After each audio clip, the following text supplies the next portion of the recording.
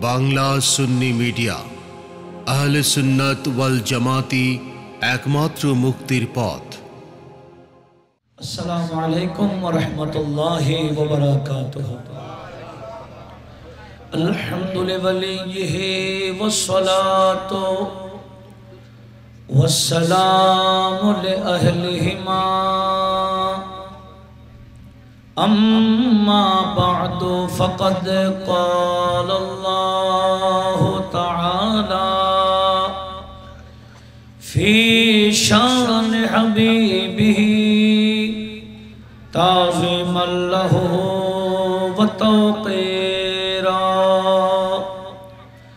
अऊज़ु बिल्लाहि मिनश शैतानिर रजीम। इन्नल्लाहा व मलाइकतहू युसल्लूना अलन नबी या अय्युहल्लज़ीना आमनू सल्लू अलैहि वसल्लिमू तस्लीमा। सल्लल्लाहु अलैहि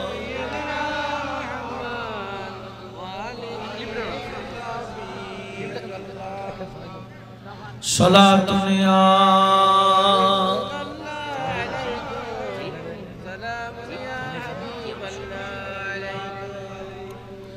अल्हम्दुलिल्लाह वस्सलातु वस्सलामु अला रसूलिल्लाह।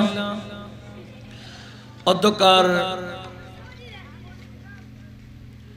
हजरत शायर मौलाना हसनुल्लाह रहमतुल्लाह अलैहि से पाक उद्यापन कमिटी व्यवस्थापनाय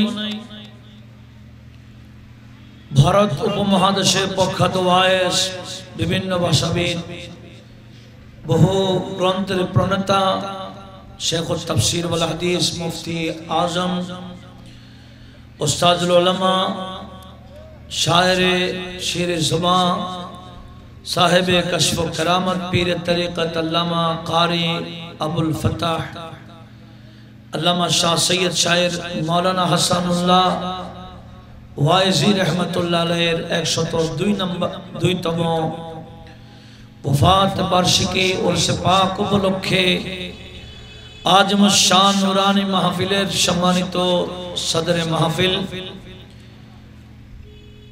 हसानिया दरबार शरीफेर सज्जादा नशीन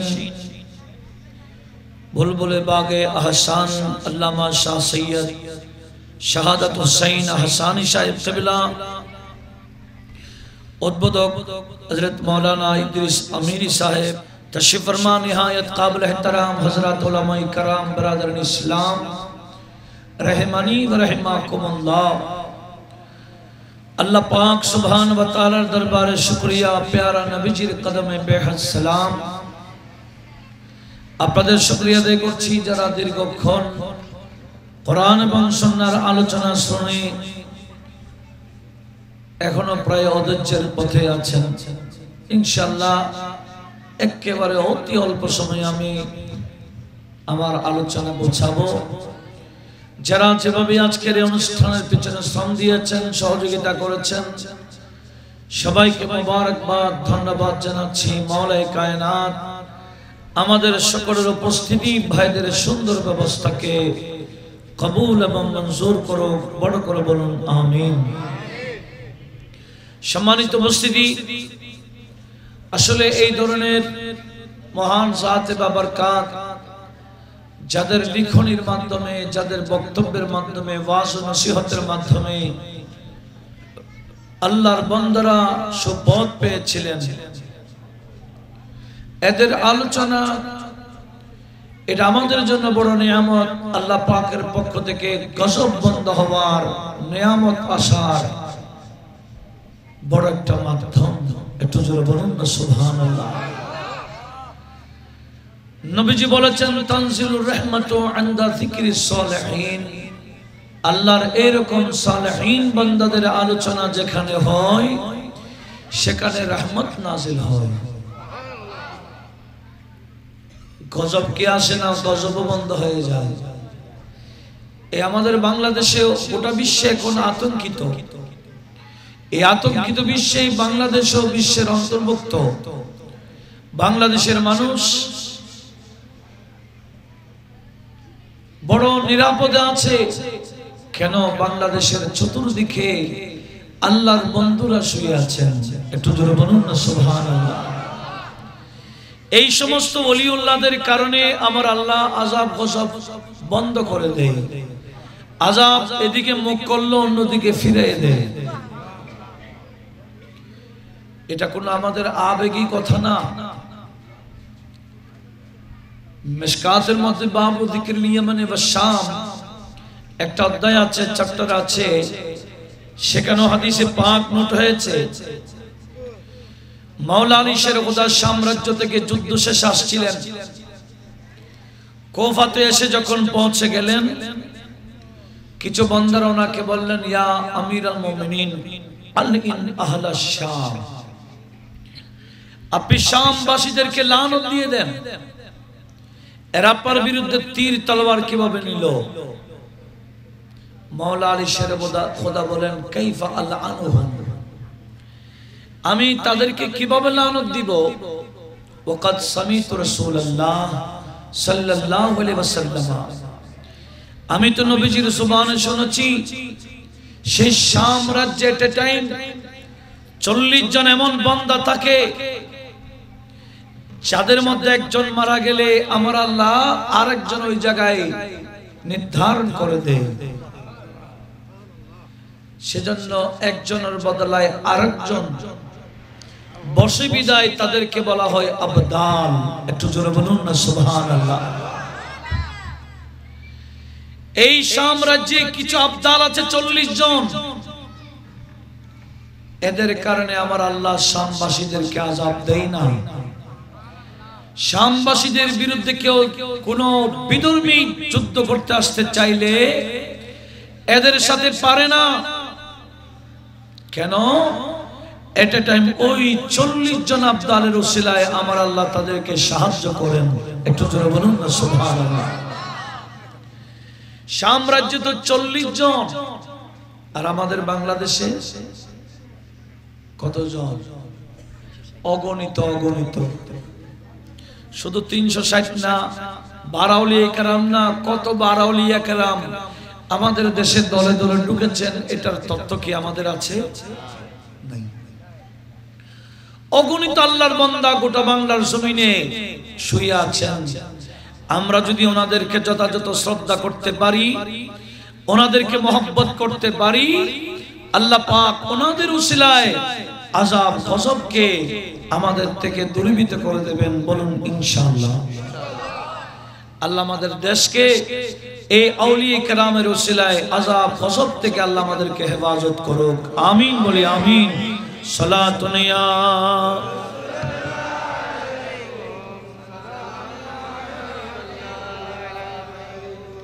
चैनवाता है मेरे दिल को तमाम,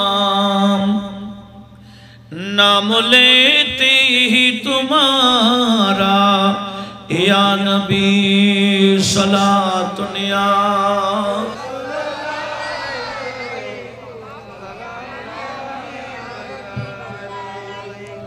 এই আল্লাহর ওলিরা এমনি ওলি হয় না। ওলি হওয়ার জন্য শর্ত কি? আল্লাহ বলেন, কুল হে রাসূল আপনি বলে দিন, আপনার উম্মতকে বলবেন। কি বলবেন? ইন কুনতুম তুহিব্বুনাল্লাহ, হে আমার উম্মত তোমরা যদি আল্লাহকে ভালোবাসতে চাও, ফাত্তাবিউনি, আমি নবীর অনুসরণ করো, আমার শরীয়ত সুন্নাত মোতাবেক চলো, ইউহিব্বুকুমুল্লাহ, দেখবে তখন তোমাকে আমার আল্লাহ নিজেই ভালোবাসবেন। জোরে বলুন সুবহানাল্লাহ।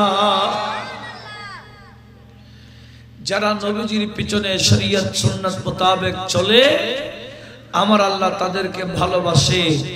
আর যাদেরকে আমার আল্লাহ ভালোবাসে তাদেরকে বলা হয় ওলিউল্লাহ। কথা বলুন ঠিক কি না? কোন ওলি ওলি হতে পারে নবীজির তরিকা ছাড়া, নবীজির সুন্নাত ছাড়া? কখনো না। যারা যত বেশি নবীজির অনুসরণ করবে আমার আল্লাহ তাকে তত কাছের ওলি বানাই নেই। যেমন বড় পীর, উনি বড় পীর কিভাবে হলেন? উনি বলেন দুনিয়ার মানুষ আমি আর আমি নাই, আমি নবীজির পিছে পিছে চলতে চলতে, নবীজির শরীয়ত নবীজির সুন্নাত মোতাবেক চলতে চলতে আমি আব্দুল কাদের নিজের অস্তিত্ব হারাই ফেললাম। আমি নিজেকে নবীজির ভিতরে ফানা করে দিলাম। জুড়ে বলুন সুবহানাল্লাহ। আমি ফানা ফের রাসূল হয়ে গেছি, আমি নাই। সেজন্য গৌস পাক শাহ বগদাদের মাধ্যমে আমার নবীজির মুজিজা প্রকাশ হতো। গৌসে পাকের ছেলে খাজা আব্দুর রাজ্জাক উনি একদিন গৌস পাককে বললেন, আব্বাজি হাদিসে পড়েছি আমার নবীজির শরীরে পাকের মধ্যে কোনো মশা মাছি বসতো না। আমরাও দেখলাম আপনি গৌসে জিলানীর শরীরে পাকে মশা মাছি বসে না। হাদিসে পড়েছি নবীজি পায়খানা প্রস্রাব করলে কেউ দেখতো না, এমনকি কেউ গেলে সেখান থেকে সুগন্ধি পেত। আমরা তো তদ্রুপ আপনার পায়খানা প্রস্রাব দেখি নাই। আপনি পায়খানা প্রস্রাব করে আসলে সেখান থেকে আমরা সুগন্ধি পাই। উচ্চ আওয়াজে বলুন সুবহানাল্লাহ। আর বলেছেন হাদিসে পড়েছি আমার নবীজির ঘাম মুবারক থেকে সুগন্ধি বের হতো। নবীজির ঘামে কোনো দুর্গন্ধ ছিল না। গরিব গরিব সাহাবারা নবীজির ঘাম মুবারক শিশির মধ্যে জমা করে করে রাখতেন। এমনকি ওগুলো আতর হিসেবে, সুগন্ধি হিসেবে গরিব গরিব সাহাবারা আমার নবীজির ঘাম ব্যবহার করতেন। উচ্চ আওয়াজে বলুন সুবহানাল্লাহ। আমাদের ঘামে সুগন্ধি না দুর্গন্ধ? যারা বলে নবী আমাদের মতো তাদের ঘামে কি দুর্গন্ধ? এক কবি বলে, ভাই ফুলের কি তারিফ করব? তুমি ফুলের কি তারিফ করো, নবীজির ঘাম তো দেখো নি। একটু জোরে বলুন না সুবহানাল্লাহ। फूलों की खुशबुओं की मिदहत करने वालों, मश्क अंबर से ज्यादा, मश्क अंबर से ज्यादा खुशबू है पसीने में, खुशबू है पसीने में। सलातुन या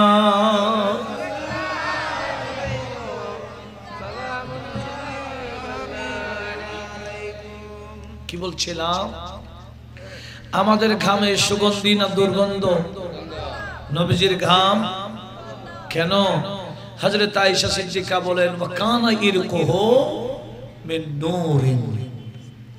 আমার নবীজির শরীর শুধু নূর না, নবীজির ঘামও নূর থেকে সৃষ্টি। আর আমাদের ঘাম রক্ত মাংস থেকে সৃষ্টি, যার কারণে রক্ত থেকে দুর্গন্ধ বের হয়, মাংস থেকে দুর্গন্ধ বের হয়। ঠিক আমাদের ঘাম থেকে দুর্গন্ধ বের হয়। নবীজির ঘাম রক্ত মাংস থেকে তৈরি নয়, আমাদের নবীজির ঘাম ছিল নূর থেকে সৃষ্টি, যার কারণে নবীজির ঘামে দুর্গন্ধ ছিল না, সুগন্ধি আর সুগন্ধি ছিল। উচ্চ আওয়াজে বলুন সুবহানাল্লাহ। এক গরিব সাহাবী আসছেন নবীজির কাছে, এসে বললেন, ইয়া রাসূলুল্লাহ আমি আপনার কাছে আসছি, আমার মেয়ের বিয়ে। কি? আমার মেয়ের বিয়ে হবে, কিছু সাহায্যের জন্য আসছি। তখন তো মেয়ের বিয়েতে ফার্নিচার দিতে হইতো না, তখন তো মেয়ের বিয়েতে বৈরত খাওয়াইতে হইতো না, তো সাহায্য কি? তখনকার বিয়েতে বেশি খরচ ছিল না, মেয়ে বিয়েতে তেমন তো খরচ নাই। আর পুরুষের বিয়েতে কিছু খরচ হলো সামর্থ্য অনুযায়ী। একটু জোরে বলুন না সুবহানাল্লাহ। এখন উভয় পক্ষে বিয়ে যে করবে, যে বিয়ে দেবে, যাকে বিয়ে দেবে, উভয় পক্ষে খরচ কম না ব্যাপক? এগুলা আমরা বানাইলাম, এই গজব আমরা নিজেরাই টেনে আনছি। নতুন ইসলামে মেয়ে দেওয়ার ব্যাপার, মেয়েকে বিয়ে দেওয়ার মধ্যে কোনো খরচ। এই বাবা নবীজির কাছে আসছেন, যেমন আবু দাউদ নাসাই শরীফের হাদিস, ফাতেমাতুজ জাহরার সাথে নবীজি যখন হযরত আলীর সাথে বিয়ে পড়াই দিলেন, আকদ পড়াই দিলেন, আকদের পড়ে বলে না, ইয়া আলী আতিহা শাইয়া, আয় আলী তোমার সাথে আমার মেয়েকে তো বিয়ে দিয়ে দিলাম, আমার মেয়েকে কিছু দাও না। আতিহা শাইয়া, কিছু দাও। মাওলা আলী বলে, মা ইনদি শাই, হুজুর আমি কি দিব, দেওয়ার তো সামর্থ্য নাই। নবীজি বলে, আইনা দের আকা দের, আইনা দের দার ওকা আল হাতমিয়া, সেই হাতমি দের আটা তোমার কই, যুদ্ধের পোশাক কি কই, এখন তো লাগে না, এটা বিক্রি করে হলো আমার মেয়ের মাহারটা দিয়ে দাও। উচ্চ আওয়াজ বলুন সুবহানাল্লাহ। যেটা মাওলা আলী শের খোদার হাতে ছিল, ইনি এটা বিক্রি করেছেন 480 দিরহাম দিয়ে। নবীজি 80 দিরহাম হযরত আলীর হাতে দিয়ে বলে, এগুলা তুমি সুগন্ধি টুগন্ধি কিনোগা, আর 400 দিরহাম আমার স্ত্রী, আমার মেয়ে ফাতেমার মাহর হিসেবে দিয়ে দিলাম। বিয়ে কি কঠিন না সহজ? যা ওনার সামর্থ্য ছিল তাই করেছেন। একটু জোরে বলুন না সুবহানাল্লাহ। আর এখন বিয়ে করতে গেলে 30, 14, 40 লক্ষ টাকা মাহার উঠাই দেয়, ঠিক কিনা? অথচ আমার নবীজি বলেন, আফজালুস সিদাকে আইসারুহা আইসারুহু, মাহারের মধ্যে উত্তম মাহার হলো যে মাহার আদায় করা সহজ। কোটি লক্ষ লক্ষ টাকা মাহার দেওয়া উত্তম মাহার না। যিনি বিয়ে করছেন উনি যত আদায় করতে পারবেন ততই মাহার নির্ধারণ করা, এটাই শ্রেষ্ঠ মাহার বলে আমার নবীজি ঘোষণা দিয়েছেন। একটু জোরে বলুন না সুবহানাল্লাহ। আজকে উভয় পক্ষে আমরা মুসিবতে, বিয়ে মানে মুসিবত, এই মুসিবত আমরা নিজেরাই করলাম। কথা বলুন ঠিক কিনা? আল্লাহ আমাদেরকে আবার নবীজির সুন্নতে ফিরে যাওয়ার তৌফিক দান করুন। মেয়ের বাবা আসছে নবীজির কাছে, ভুলে গেছে কি জন্য? সাহায্যের জন্য। সাহায্য কি বেশি না, আতর, ওই স্যান্ড আতর এগুলো কিনবে, জাস্ট অতটুকু। আমার নবীজি বলেন, মেয়ের বাবা, এই মুহূর্তে আমার কাছে তো তোমাকে দিব সে পয়সা নাই, একটা কাজ করো, তুমি একটা শিশি নিয়ে আসো, যে শিশির মুখ একটু বড় হবে, জোরে বলুন সুবহানাল্লাহ। শিশির মুখ মোটা, এইরকম একটা শিশি নিয়ে আসো। সাহাবী গেলেন, ছোট্ট শিশি বোতল নিয়ে আসছেন, মুখ বড়ওয়ালা। নবীজি এরকম ব্যায়াম করলেন, হাত ঝাঁকুনি দিলেন, আমার নবীজির হাতের মধ্যে ঘাম এসে গেল। এই মোটা মুখওয়ালা শিশির দিয়ে আমার নবীজি ঘামগুলো শিশির মধ্যে ঢুকাচ্ছেন। দুনো হাত থেকে ঘাম নিতে নিতে ওই শিশির পুরাই গেল, ভরপুর হয়ে গেল। নবীজি বলে, একটা কাঠ নিয়ে আসো, ছোট্ট কাঠ।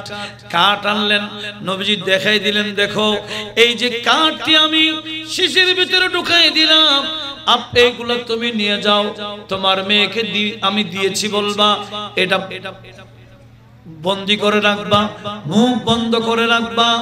আর যখনই প্রয়োজন হবে এই কাঠটা দিয়ে ভিতর থেকে আমার এই আতরগুলো, আমার এই ঘামগুলো ব্যবহার করতে পারো, এটা তোমার মেয়েকে ব্যবহার করতে বলবা, দেখবে আর অন্য পয়সা খরচ করা দরকার নাই। উচ্চ আওয়াজ বলুন সুবহানাল্লাহ। শিশির মধ্যে কি ঢুকাই দিয়েছে? মেয়েকে কি বলে, বাবা ধরো তোমাকে আমার নবী যেটা উপহার দিয়েছেন, তোমার বিয়ের উপহার। কি দিয়েছেন? বিয়ের উপহার। যেন ধরো যখনই তোমার প্রয়োজন হবে এটা খুলে তুমি এগুলা লাগাইতে পারো। এই মেয়ে যে ঘরে থাকতেন যখনই ইচ্ছা হতো এটা মুখ খুলে কাঠটা ঢুকায় দিতেন আর সুগন্ধি হিসেবে যখন ব্যবহার করত। এই সুগন্ধি তাদের ঘরের মধ্যে সীমাবদ্ধ ছিল না, যখনই মুখ খুলতো এমন ভাবে সুগন্ধি ছড়িয়ে যেত গোটা মদিনা একেবারে মুআত্তার হয়ে যেত। জুড়ে বলুন সুবহানাল্লাহ। যখনই ওই মুখটা খুলতো মানুষ এসে জমায়েত হয়ে যেত সুগন্ধির ঘ্রাণ নেওয়ার জন্য। এমনকি ওইটা মুখটা খুলেছে মানুষ বুঝে ফেলতো সুগন্ধির কারণে। ওই ঘরকে বাইতুল মুতিবিন বলে সাহাবারা নামও রেখে দিয়েছে, এটা সুগন্ধির ঘর। কেন? ওই ঘরের মধ্যে আমার নবীজির ঘাম মুবারক ছিল। আরেক কবি বলে नबी का नाम सुनते, नबी का नाम सुनते ही मदीना याद आता है। नबी का नाम सुनते, नबी का नाम सुनते ही मदीना याद आता है। गरीबों को मोहम्मद, गरीबों को मोहम्मद का पसीना याद आता है। একটু জোরে বলুন না সুবহানাল্লাহ। গরিব গরিব সাহাবারা নবীজির ঘাম নিতেন, কেন? সুগন্ধি ছিল। এবার গৌসে পাকের ছেলে গৌস পাককে বলেন, বাবা আপনার ঘামও তো দেখি সেভাবে সুগন্ধি। সুবহানাল্লাহ। তখন গৌস পাক ছেলেদেরকে উত্তর দিচ্ছেন, আপনাদের মনোযোগ আছে? গৌস পাকের শরীরে মশা মাছি বসতেন, পায়খানা প্রস্রাব করলে সুগন্ধি বের হতো, পায়খানা প্রস্রাব দেখা যেত না, এমনকি ঘাম থেকে সুগন্ধি বের হতো। বলেন বাবা এগুলো তো নবীজির খুসুসিয়ত হিসেবে আমরা হাদিসে পড়েছি, আপনার থেকে দেখতে পাচ্ছি ঘটনা কি? তখন বড় পীর বললেন, এই আমার ছেলে আব্দুল কাদের ফানিয়ান ফি যাতিল মুস্তাফা হাদা ওজুদ জাদ্দি মুহাম্মাদুল মুস্তাফা সাল্লাল্লাহু আলাইহি ওয়াসাল্লাম। আয় আমার ছেলে, তোমরা যদিও বা আমার শরীর দেখতেছো, আমি নাই, আমি আমার নবীজির শরীয়ত মোতাবেক সুন্নাত মোতাবেক নবীজির পিছনে চলতে চলতে আমি নবীর ভিতরে নিজেকে ফানা করে দিয়েছি। এখন আমি নাই, আমি তো নবীজির ভিতরে ফানা হয়ে গেছি, যার কারণে নবীজির মুজিজা আমার মাধ্যমে প্রকাশ পাচ্ছে। জুড়ে বলুন সুবহানাল্লাহ। আমি নাই, আমি তো নবীর ভিতরে কি হয়ে গেছি। তবে মনে রাখবা হে আমার ছেলেরা বেটারা, নবীজির ছায়া ছিল না, আমার ছায়া আছে। সুবহানাল্লাহ। নবীজির কি ছিল না? আমার নবীজি সূর্যের নিচে দাঁড়ালে, চন্দ্রের নিচে দাঁড়ালে, এরকম লাইটের নিচে দাঁড়ালে নবীজির ছায়া ছিল না। কেন? ইমামে কাজী আয়াজ হাদিস নোট করেছেন, লিআন্নাহু কানা নূরা, আমার নবীজির ছায়া এই জন্য ছিল না, কেন? নবীজি নূর ছিলেন। জোরে বলুন সুবহানাল্লাহ। যারা আগে নবীকে মাটি মাটি ওয়াজ করত, এরা এখন পাল্টে ফেলছে ভাষা, বলে না নবীকে শুধু নূর বললো বেয়াদবি হবে, মহান নূর বলতে হবে, নূরুন আলা নূর বলতে হবে। কথা বলুন ঠিক কিনা? কারা বলতেছে? যারা আগে মাটি মাটি বলে ওয়াজ করত, এরা এখন নবীকে শুধু নূর না, নূরুন আলা নূর বলে। একটু জোরে বলুন না সুবহানাল্লাহ। আল্লাহ আরো বুঝার তৌফিক দান করুন। এরকম বুঝে ফেললে তার দূরত্ব থাকবে না। কথা বলুন ঠিক কিনা? লক্ষ্য করুন কি বললাম। বড় পীর বললেন, আমার ছেলেরা নবীজির ছায়া ছিল না, কিন্তু আমার ছায়া আছে। আমি চাইলে ছায়া সহ নবীর ভিতরে ফানা করে দিতে পারতাম, কিন্তু ছায়াটা রেখে দিলাম। লে আল্লাহ ইয়াজুন্নুন নাস আন্নী নবিয়্যা, যাতে মানুষ আমাকে নবী মনে না করে, সেজন্য আমি ছায়াটা রেখে দিলাম, শরীরটা নবীর ভিতরে ফানা করে দিলাম। উচ্চ আওয়াজে বলুন সুবহানাল্লাহ। ইনি এত বড় ওলি কিভাবে হলেন? বলে একটাই, নবীজির পিছে চলার কারণে, নবীজির শরীয়তকে গুরুত্ব দেওয়ার কারণে। ভাইরা আমার, এই যে ভাইরাস বর্তমান চলছে, এটা মুসলমানকে আক্রমণ করবে না। মুসলমানের ভিতরে যদি নবী থাকে, এই ওয়াদা কিন্তু আমার আল্লাহ দিয়ে ফেলেছে। আল্লাহ বলেন, মা কানাল্লাহু লিয়ুযিবাহুম ওয়া আনতা ফীহিম। রাসূল, আমি ওয়াদা দিয়ে দিলাম, আমি কখনো আযাব দিব না, গজব দিব না, যার ভিতরে আপনি রাসূল থাকবেন। জোরে বলুন। যে মুসলমানের ভিতরে নবীজির সুন্নাত থাকবে, নবীজির শরীয়ত থাকবে, নবীজির পদাঙ্ক অনুসরণ থাকবে, নবীজির পিছে পিছে যারা চলবে, আল্লাহ ওয়াদা দিয়েছেন মা কানাল্লাহু লিয়ুযিবাহুম। এটা আমি আল্লাহর জন্য শান নয়, এটা আমার জন্য প্রযোজ্য নয়। আমি তাদেরকে আযাব দিব যাদের ভিতরে আপনি নবী আছেন। জোরে বলুন সুবহানাল্লাহ। নবী থাকা মানে নবী সরাসরি থাকতে পারেন, নবীজির আদর্শ থাকতে পারে। কথা বলুন ঠিক কিনা? তাহলে এখনো যদি আমরা নবীজির শরীয়ত মোতাবেক চলি, কোন করোনা বলেন, এই বলেন, সেই বলেন, আমাদের কি আক্রমণ করবে? এটা অভয় দিলেন কে? আল্লাহ বলেন, মা কানাল্লাহু লিয়ুযিবাহুম মা কানাল, তারপরে কি? আবার সাবাসেন, মা কানাল্লাহু লিয়ুযিবাহুম ওয়া আনতা ফীহিম। তারপরে ওয়ামা সূরা আনফাল আয়াত নাম্বার, আচ্ছা আমি কোরআনে পাক আছে, আমি এখান থেকে দেখে বলতেছি। আল্লাহ শুনে আমাদের ঈমানকে মজবুত করার তৌফিক দিক। দরকার আছে কি না? অনেকে ভয় পেয়ে গেছে। ভাই, ভয় পাওয়ার কারণ নাই, ভয় পাওয়ার কোনো কারণ।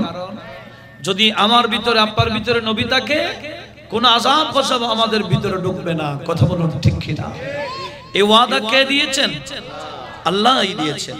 দেখেন, আল্লাহ বলেন, মা কানাল্লাহু মুআযিবাহুম ওয়া হুম ইস্তাগফিরুন। আল্লাহ বলে আরেকটা ওয়াদা দিচ্ছি, আমি আযাব দিব না, গজব দিব না, তারা যদি আমার কাছে ক্ষমা চায়, ইস্তিগফার করে। সেজন্য বেশি বেশি ইস্তিগফার যারা করবেন, তাদের কাছে কোনো আযাব গজব। যাদের ভিতরে নবীজি থাকবেন, ইহুদিরা ঠাট্টা করত, নসরারা ঠাট্টা করত, বিশেষ করে ইহুদিরা কি ঠাট্টা করতে জানেন? ইহুদিরা মুসলমানদের কাছে এসে বলে ঠাট্টা করত, এই তোমাদের নবীটা কেমন নবী, পায়খানা গেলে কিভাবে করতে হয়, ওখান থেকে আসলে কি করতে হয়, এগুলো শিক্ষা দিতে হয় নাকি? মুসলমানের নবী এটা কেমন, সব শিক্ষা দিচ্ছে। পায়খানা প্রস্রাব কিভাবে করবে, কিভাবে পবিত্রতা অর্জন করবে, এগুলা কেন শিক্ষা দিচ্ছে? কি আমার নবীজির কাছে যখন সাহাবারা বলা বলি করছেন, ইয়া রাসূলুল্লাহ, ইহুদিরা তো এরকম এরকম বলছে, নবীজি বলে, হ্যাঁ এদেরকে বলবা, হ্যাঁ আমি নবী, সেজন্য আসছি, সব শিক্ষা দেব। এমনকি কিভাবে পবিত্রতা অর্জন করতে হয় সেটাও আমি নবী আমার উম্মতকে শিক্ষা দেব। জোরে বলুন সুবহানাল্লাহ। বর্তমানে ১৫০০ বছর পরে বিজ্ঞান বলছে না, একটা দিবস পালন করে হাত ধোয়া দিবস। কেন? যাতে মানুষকে সজাগ করতে পারি হাত ধোয়ার বিষয়। আরে ভাই, এটা তো আমাদের নবী ১৫০০ বছর বলে, ১৫০০ বছর আগে বলে দিয়েছেন, উযু করো প্রতি বক্ত বক্ত। হাত উযু করলে তো হাত কয়েকবার ধোয়া হয়ে যায়, কয়েকবার ধোয়া হয়ে গেলে কোন ভাইরাস তোমাকে আক্রমণ করবে না। কথা বলুন ঠিক কিনা? এমনকি ঘুম থেকে উঠলে নবীজি বলেন, তোমার হাত পাত্রের মধ্যে ঢুকাই দিবে না, আলাদা পানি দিয়ে আগে পাত্র থেকে আলাদা পানি নিয়ে তুমি হাত ধুতে করো। এটা ভাইরাস থাকতে পারে, একটু জোরে বলুন না সুবহানাল্লাহ। কারণ তোমার হাত কোথায় কোথায় গেছে তুমি যে জানো না। জীবাণু থাকতে পারে, হাত আলাদাভাবে ধুয়ে ফেলো। এভাবে যদি আমরা নবীজির সুন্নাতগুলো আদায় করতাম, কোন ভাইরাস আমাদের কাছে থাকতো? এই ভাইরাস পাবে কাদেরকে? যাদের সাথে নবী নাই। নবীর সুন্নাত নাই। আল্লাহর ওলিদের জীবন কেন বলতে হয়? কারণ এনারা ওলি এমনি হয় না, নবীজির পিছনে যে যত বেশি চলেছিলেন তারা তত বড় ওলি হয়েছে। আল্লাহ আমাদের সবাইকে এই বিষয়গুলা লক্ষ্য রাখার তৌফিক দান করুন। এগুলো হচ্ছে ওলিউল্লাহদের জীবনের মূল শিক্ষা। কারামত বয়ান করে এটা মূল শিক্ষা নয়। ইনাদের জীবন আদর্শ যদি আমরা অনুসরণ করতে পারি, এটাই হবে আমাদের মূল শিক্ষা। কথা বলুন ঠিক কি না? আল্লাহ আমাদের সবাইকে ওলিউল্লাহদের প্রধানকে অনুসরণ করার তৌফিক দিক। আমিন বলি আমিন। তো কি বলতে চেয়েছিলাম, আজকে দেখেন মুসলমান নবীজি যা যা আদেশ করেছেন মুসলমান এমনি মানে নাই, কিন্তু আযাব গজব থেকে বাঁচার জন্য মানতে হচ্ছে। কথা বলুন ঠিক কি না? মহিলারা নেকাব দেয় না, কিন্তু এখন পুরুষকেও নেকাব দিয়ে চলতে হয়। ঠিক কি না? আমার আল্লাহ বলেন, ইয়া আইয়ুহান নবী, হে আমার বন্ধু নবী, কুল লিআজওয়াজিকা, আপনি এক নম্বর আপনার স্ত্রীদেরকে বলুন, ওয়া বানাতিকা, আপনার মেয়েদেরকে বলুন, ওয়া নিসাইল মুমিনিন, মুমিন নারীদেরকে বলুন। কি বলবেন? ইউদনিনা আলাইহিন্না মিন জালাবিবিহিন্না, এরা ঘর থেকে বের হলে এদের চেহারায় যাতে কোনো চাদর নেকাব দেয় এটা আদেশ দিয়ে দেন। উচ্চ আওয়াজে বলুন সুবহানাল্লাহ। এভাবে ঘর থেকে যদি নেকাব দিয়ে বের হয়, কোন ভাইরাস কি আক্রমণ করবে? ভাইরাসও আক্রমণ করবে না, কারণ নজরও পড়বে না। বুখারী শরীফের হাদিস আছে, আন-নাজরু ওয়াল আইনু হাক্কুন, মানুষের বদ নজর এটা কি হক, সত্য। নবীজি বলেন এমন কি নজর মানুষকে কবর পর্যন্ত ঢুকাই দেয়। নজর দিয়ে মানুষকে কোথায় দিয়ে দেয়? কোন একজন নারী, সুন্দরী নারী যদি বদ নজর পড়ে যায়, চেহারাও বরবাদ হয়ে যাবে, বিভিন্ন রোগ সৃষ্টি হয়ে যাবে, এমনকি মারাও যেতে পারে। সেজন্য নেকাব দিলে ভাইরাস থেকেও বাঁচা যায়, বিভিন্ন বদ নজর থেকেও বাঁচা যায়। কথা বলুন ঠিক কি না? তো অনুরোধ জানাবো, নবীজির এই শরীয়ত মোতাবেক চলে আসুন। ওয়া আনতা ফীহিমের মধ্যে চলে আসুন, নবীজির মধ্যে চলে আসুন। দেখবেন কোনো আযাব গজব আমাদের কাছেও আসবে না। একটু জোরে বলুন সুবহানাল্লাহ। এই শুধু এখানে না, দুনিয়া তো শান্তি, কবর তো শান্তি, আখিরাত তো শান্তি। কেমন শান্তি? আমার আল্লাহ সূরাতুজ যুখরাফের মধ্যে বললেন, আমরা তো জানি কিয়ামত তো কিয়ামত, কিয়ামত এটা কি, এটার অবস্থা কেমন। কিন্তু কিছু বান্দা, এই যে হযরতে আহসানুল্লাহ শাহ রাহমাতুল্লাহর মতো বান্দারা যখন কিয়ামতে উঠবেন, আমার আল্লাহ সূরাতুজ যুখরাফের 68 নম্বর আয়াতে কথা বললেন, ইয়া ইবাদি লা খাউফুন আলাইকুম আল ইয়াওমা ওয়ালা আনতুম তাহজানুন। একটু জোরে বলুন না সুবহানাল্লাহ। বলে এখানে বলেছেন ওলিদের কোনো ভয় নাই, শুধু দুনিয়া না, কিয়ামতের ব্যাপারে আল্লাহ বলেন, ইয়া ইবাদি, হে আমার বিশেষ বান্দারা, যারা বিশেষ বান্দা আমি তোমাদেরকে বললাম, লা খাউফুন আলাইকুম আল ইয়াওমা, আজকে তোমাদের কোনো ভয় নাই, ওয়ালা আনতুম তাহজানুন, আজকে তোমাদের জন্য কোনো টেনশন নাই। আজকে তোমাদের জন্য কোনো ভয়ও নাই, আজকে তোমাদের জন্য কোনো টেনশন। কোন দিন? একটু জোরে বলেন না। কিয়ামতের দিন। কিয়ামতের দিন আল্লাহ বলেন আমার বিশেষ বান্দা হতে পারলে কোনো ভয় থাকবে না, পরেশান থাকবে না, কোনো ধরনের টেনশন নাই। দুনিয়া তো গজব নাই, আযাব নাই, কবরও আযাব নাই, কিয়ামতও আযাব নাই, এমনকি স্থায়ী ভাবে দারুস সালাম, শান্তির ঘরে আমার আল্লাহ ঢুকাই দিবেন,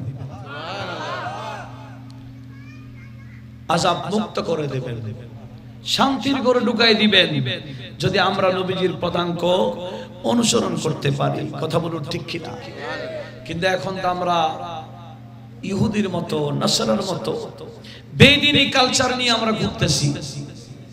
আমার ইয়ং জেনারেশন ভাইরা বেশি, এরা প্যান্ট পরে ফাটা ফাটা, ছিঁড়া ছিঁড়া, আছে কি না?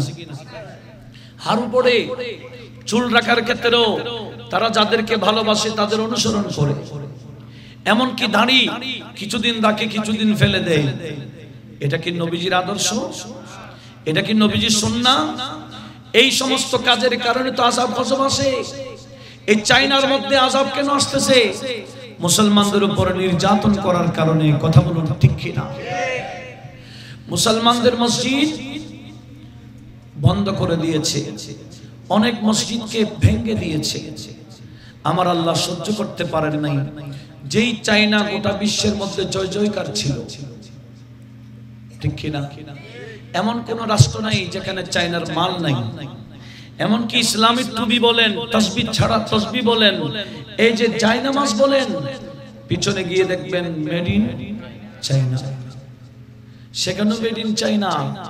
গোটা বিশ্বে যারা দখল করে বসেছিল আজকে কোথায়? মুহূর্তের মধ্যে আমার আল্লাহ নিচে নামাই দিল। কোন রাষ্ট্রের মধ্যে চাইনার মানুষ ঢুকতে দিচ্ছে না। এটা আল্লাহর গজব নয় কি? গজব কেন?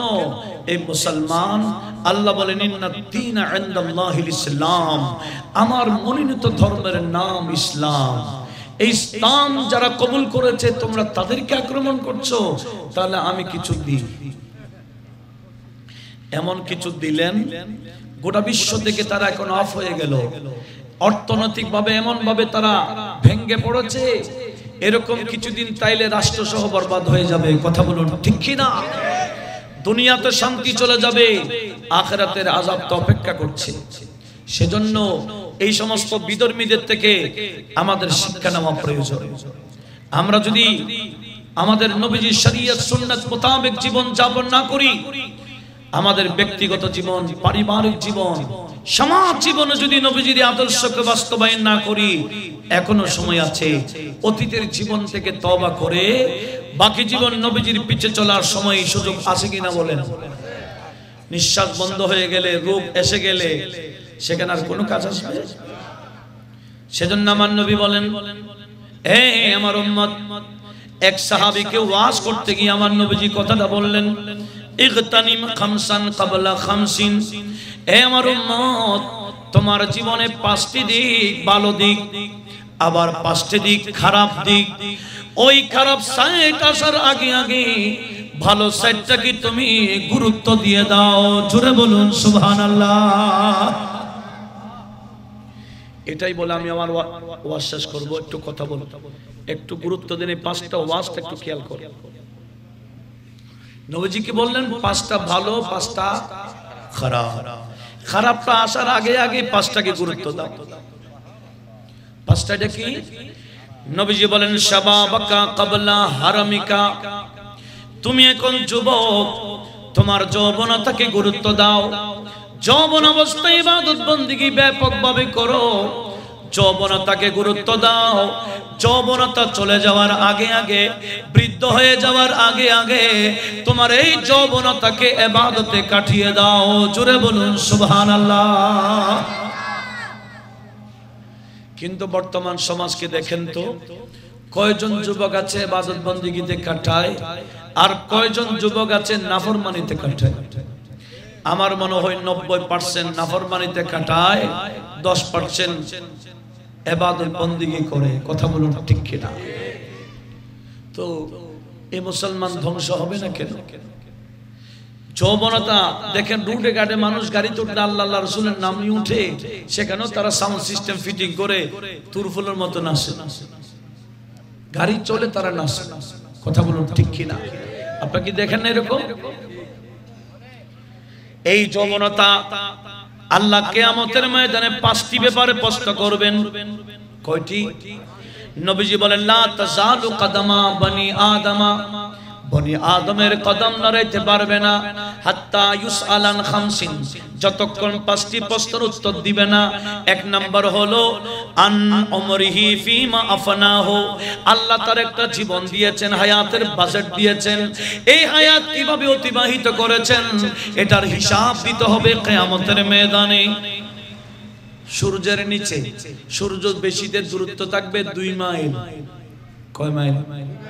দেখছেন, এনারা এতটুকুতে বিরক্ত হয়ে গেছে। কয় মাইল? এখন কয় মাইল? না, একটা বিজ্ঞান বলছে 9 কোটি 30 লক্ষ বর্গ মাইল। 9 কোটি 30 লক্ষ বর্গ মাইল। আর কিয়ামতে থাকবে কয় মাইল? তাও বেশি রাওয়ায়াত আছে 2 মাইল। 1 মাইলের কত আছে? তাহলে এত দূর থেকে তাপ দেবে, 70 হাত পর্যন্ত ঘামের সমুদ্রের হয়ে যাবে, পা নড়াইতে পারবে না। 5টার প্রশ্নের উত্তর দিতে হবে। আল্লাহ যে হায়াতের একটা বাজেট দিয়েছেন, হায়াত কিভাবে কাটিয়েছেন? 1 নাম্বার। দ্বিতীয় নাম্বার 1 শাবাবিহি ফিমা আবলাহু, আল্লাহ একটা যৌবন কাল দিয়েছেন, যৌবন কাল কিভাবে অতিবাহিত করেছেন এটার উত্তর দিতে হবে। ওয়ান মালিহি মিন আইনা ইকতাসাবাহু ওয়া আইনা আনফাকাহু, এই যে সম্পদ কোত্থেকে অর্জন করলেন, কোন পথে ব্যয় করেছেন এটাও হিসাব দিতে হবে। ওয়ান ইলমিহি ফিমা আলিমা যা অর্জন করেছে জ্ঞান অর্জন করার পরে কতটুকু আমল করেছে এটাও আল্লাহর দরবারে হিসাব দিতে হবে। জুড়ে বলুন সুবহানাল্লাহ। শুধু ওয়াজ শুনলে হবে না, ওয়াজের উপর কতটুকু আমল করেছেন এটাও হিসাব দিতে হবে। একটু জোরে বলুন না সুবহানাল্লাহ। কয়টা গেল? 5টা। একটা হলো জীবন, আরেকটা হলো যৌবন, আরেকটা হলো কোত্থেকে অর্জন করছেন, আরেকটা হলো কোথায় ব্যয় করছেন, আরেকটা হলো যা শুনেছেন জেনেছেন কতটুকু আমল করেছেন। একটু জোরে বলুন না সুবহানাল্লাহ। আর ওই 5টার দিকে আসুন। 1 নম্বর নবীজি বলেছেন শাবাবাকা ক্বাবলা হারামিকা, আল্লাহ তোমাকে একটা যৌবনতা দিয়েছেন, এই যৌবনকাল কিভাবে ব্যয় করেছেন। আমার নবীজি বলেন উম্মত তোমার যৌবনকাল চলে যাওয়ার আগে আগে যৌবনকালে ইবাদত বন্দেগী করে গুরুত্ব দিয়ে দাও। উচ্চ আওয়াজে বলুন। এরপরে বলছেন ওয়াসিহাতাকা ক্বাবলা সুকমিকা, তোমার জীবনের আরো 2টা অবস্থা, একটা সুস্থতা আর একটা অসুস্থতা। তুমি এখন সুস্থ, তোমার এই সুস্থ জীবনকে গুরুত্ব দাও। অসুস্থ হয়ে যাবার আগে আগে একটু কথা বলেন না, অসুস্থ হয়ে যাবার কার কাছে কখন কি রোগ হয় আমরা জানি। আল্লাহ হেফাজত করুন, আল্লাহ কঠিন রোগ থেকে আমাদেরকে রক্ষা করুন, এক বলা মুসিবত থেকে আমাদেরকে রক্ষা করুন। নবী জীবন রোগী হয়ে যাওয়ার আগে সুস্থ জীবনকে গুরুত্ব দাও, ইবাদত করো। কয়টা গেল? 2টা। এরপরে নবীজি বলেন ওয়া কানা আকা ক্বাবলা ফাকরিকা, তুমি এখন ধনী, তোমার সম্পদ আছে, এগুলা আল্লাহর রাস্তায় ব্যয় করো ফকির হয়ে যাওয়ার আগে আগে। যতই বড় শিল্পপতি হোক একদিন ফকির হবে। কখন? যখন উত্তর দক্ষিণ শুয়ে যাবে, ঘরের মধ্যে ডয়ারের মধ্যে সব চেক বই আস থাকবে, কলম থাকবে, কিন্তু সিগনেচার করতে পারবে না। তখন ওই বন্দার কোটি কোটি হাজার হাজার কোটি টাকা ব্যাংকে পড়ে থাকবে, কিন্তু ওই বন্দাকে 3.5 হাত ব্যাংকে ঢুকাই দিবে। কথা বলুন ঠিক কি না? নবীজি বলেন ফকির হয়ে যাওয়ার আগে আগে তোমার ধনকে আল্লাহ রাস্তায় ব্যয় করে গুরুত্ব দাও। জোরে বলুন সুবহানাল্লাহ। ওয়া ফিরাগাকা ক্বাবলা শুগলিকা, তোমার জীবনে আরো 2টা অবস্থা, একটা অবসর সময় আর একটা ব্যস্ত সময়। তোমার জীবনে ব্যস্ততা আসার আগে আগে অবসর জীবনকে তুমি গুরুত্ব দাও, ইবাদতে কাটাও। জোরে বলুন। এখন তো অবসর পাইলে ছুটি পাইলেই কক্সবাজার, ঠিক কি না? ছুটি পাইলেই এদিক সেদিক ঘোরাঘুরি। নবীজি বলে সুযোগ পাইলেই ইবাদত। সুযোগ পাইছো কোরআন নিয়ে বসে যাও, সুযোগ পেয়েছো কিতাব নিয়ে বসে যাও, মাসআলা মাসাইল পড়ো, ইবাদত বন্দেগী করো। একটু জোরে বলুন না সুবহানাল্লাহ। কয়টা গেল? 4টা। আরেকটা আছে। আমার নবী বলেন ওয়া হায়াতাকা ক্বাবলা মৌতিকা, একদিন না একদিন তোমার মত আসবেই আসবে। মরণ আসার আগে আল্লাহ যে একটা হায়াত দিয়েছেন এই হায়াতটাকে তুমি গুরুত্ব দাও মরে যাওয়ার আগে আগে। জুড়ে বলুন সুবহানাল্লাহ। মারা যাওয়ার আগে যদি গুরুত্ব না দেন আফসোস করবেন। কোথায় জানেন? ওই মসজিদের খাটে উঠে। মসজিদের একটা খাট আছে, এখন যদি বলে একটু আরাম করেন এখানে, কেউ যদি মসজিদের খাটে শোয়াইও দেয় এ বান্দা লাভ দিবে না? কথা বলেন না। ইমাম বুখারী নোট করছেন, বুখারীতে বুখারী শরীফের মধ্যে একটা চ্যাপ্টার করেছেন, হাদিসের অংশ নিয়ে তরজমাতুল বাব করেছেন, বাবু কওলিল মাইয়িতি কদ্দিমুনি কদ্দিমুনি বলে। একটু জোরে বলুন না সুবহানাল্লাহ। আমার নবীজি বলেন উম্মত যে বান্দা নামাজি কালামি শরীয়ত মোতাবেক সুন্নাত মোতাবেক চলে, ইসলাম ধর্ম মোতাবেক চলে, ওই বান্দা মারা গেলে তাকে যখন জানাজা পড়িয়ে খাটে করে কবরস্থানের দিকে নিয়ে যায়, ওই বান্দা খাট থেকে তার কবর দেখতে পায়, দেখে কবর কবর নাই, কবর তো জান্নাত। কবর কি দেখে? জান্নাত। তখন ওই বান্দা নাকি খাট থেকে চিল্লায়, আয় আমার ছেলেরা, আমার ভাতিজারা, আত্মীয় স্বজনরা, পাড়া প্রতিবেশীরা, দেরি করছেন কেন, দেরি করছেন কেন? কদ্দিমুনি কদ্দিমুনি, আমাকে তাড়াতাড়ি আমার কবরে ঢুকাই দেন না। জুড়ে বলুন সুবহানাল্লাহ। আর যদি বান্দার সাথে নামাজের সম্পর্ক নেই, শরীয়তের সম্পর্ক নাই, নবী সুন্নতের সম্পর্ক নাই, বেদিন মোতাবেক চলে, বেদিনী কালচার নিয়ে ঘোরে, নাই নাই ইসলাম নামে আছে কাজে নাই, এরকম বান্দা বেনামাজি, বেকালামি, বেহায়া, বেআদব, বেশরম, যত বেওয়ালা আছে কি না? এরা যখন মারা যায় নবীজি বলেন এরাও খাট থেকে কবর দেখে, কবর দেখে কবর নাই, এটা জাহান্নামের গর্ত হয়ে গেল। উচ্চ আওয়াজে বলুন। তখন ওই মইয়ত নাকি চিল্লায়। মইয়তের কথা কি আমরা শুনি? নবীজি বলেন মানুষও শুনে না, জিনও শুনে না, বাকিরা শুনে। গায়রুস সাতালাইন, জিন এবং মানুষ ছাড়া বাকিরা ওই মইয়তের হাজারি চিৎকার শুনে ওই মইয়ত খাট থেকে বলে, আমার চাচারা, ভাতিজারা, ছেলেরা, আত্মীয় স্বজনরা, ইয়া ওয়াইলাহা, ইয়া ওয়াইলাহা, হায় আফসোস, হায় আফসোস, আইনা তাযহাবুন, আইনা তাযহাবুন। আরে তোমরা কোথায় যাচ্ছ আমাকে নিয়ে? কোথায় যাচ্ছ? কোথায় নিয়ে যাচ্ছ আমাকে?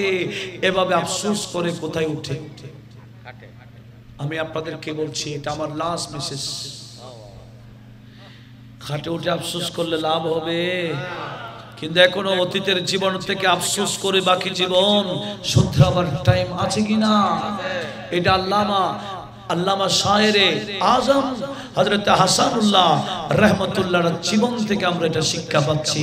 উনি যাওয়ার আগে প্রস্তুতি নিয়ে গেছেন, যার কারণে 102 বছর হয়ে গেল ওনার স্মরণ বন্ধ হয়নি।